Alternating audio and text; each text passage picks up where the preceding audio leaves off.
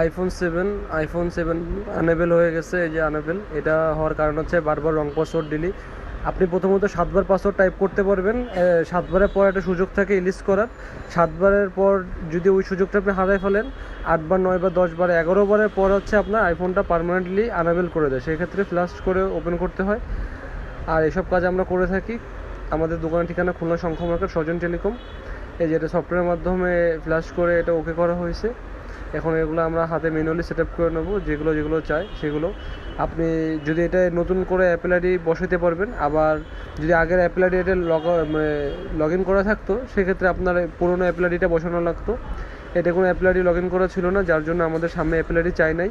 আমরা প্রত্যেকটা step complete করতে পারিছি। আর যদি অ্যাপেল আইডি আগে এটা যদি লগ ইন করা থাকতো, সেক্ষেত্রে এখানে ঢোকার আগে মানে ঢোকার পরবর্তীতে অ্যাপেল আইডি লগ ইন চাইতো। যেহেতু এটা অ্যাপেল আইডি নাই, সেহেতু এগুলো চাই নাই।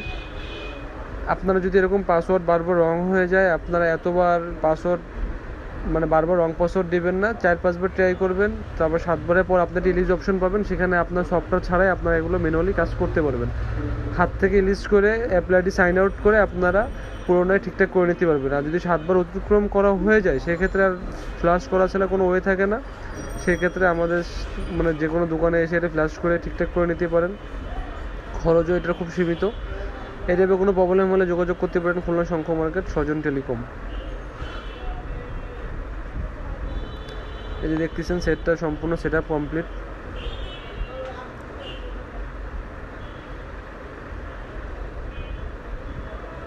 iPhone 7